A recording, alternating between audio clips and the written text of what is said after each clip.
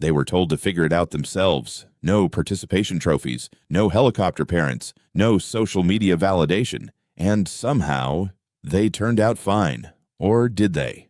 Gen X, born between 1965 and 1980, is sandwiched between two of the loudest generations in history, baby boomers and millennials. They're rarely talked about, rarely studied, but the psychology behind this generation is one of the most fascinating and underrated stories in modern human behavior. Today, we're going to unpack it with science. Section 1. Who is Gen X?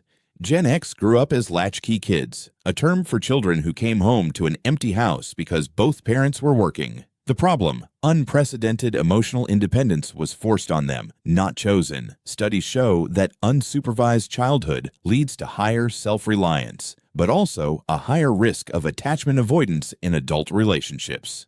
A 2019 study in the Journal of Adult Development found that Gen X adults report lower emotional expressiveness compared to both boomers and millennials, a direct reflection of their deal-with-it-alone upbringing. Science. This is linked to Bowlby's attachment theory. When emotional responsiveness from caregivers is inconsistent, children develop avoidant attachment styles. I don't need anyone.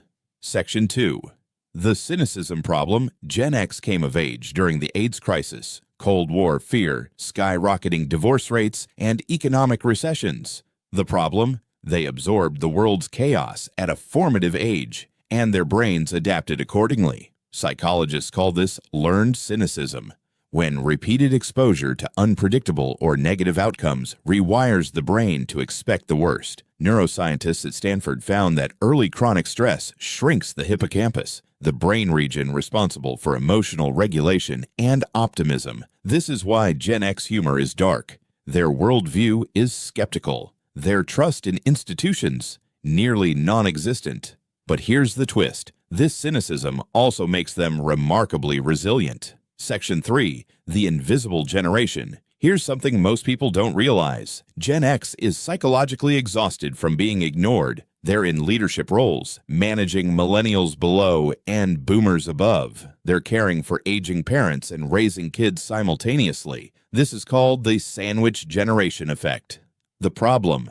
A 2021 A Stress in America report found Gen X had the highest average stress levels of any generation, yet they're the least likely to seek therapy or talk about it. Why? Because they were never taught to ask for help. Vulnerability wasn't modeled for them. Science. Psychologist Brené Brown's research on vulnerability shows that those least practiced in emotional openness face higher risks of anxiety, depression, and burnout. A perfect description of Gen X's silent crisis. Section 4. The science-based solution. So what can Gen X and anyone shaped by emotional neglect or hyper-independence actually do? 1.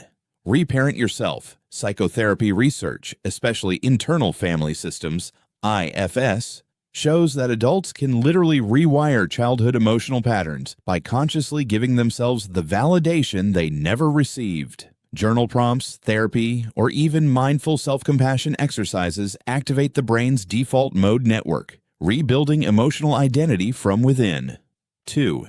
Break the stoic loop research from Harvard's Adult Development Study, the longest study on human happiness ever conducted, found that the #1 predictor of well-being isn't success or money. It's the quality of your close relationships. Gen X's avoidant tendencies actively work against this.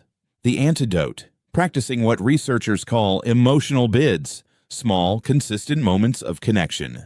3. Reframe the narrative. Cognitive behavioral therapy, CBT, techniques show that reframing core beliefs, I'm alone, to I chose to be self-sufficient and I can also choose connection, physically changes neural pathways over time. This is called neuroplasticity in action. Gen X didn't have a voice. They were told to be quiet, to cope, to survive, and they did, brilliantly. But surviving and thriving are not the same thing.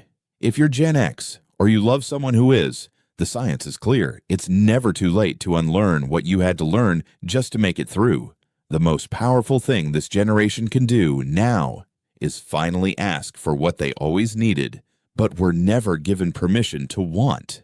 If this video made you think, Share it with someone who never asks for help, because sometimes the right video reaches people that words can't. Subscribe for more psychology made simple.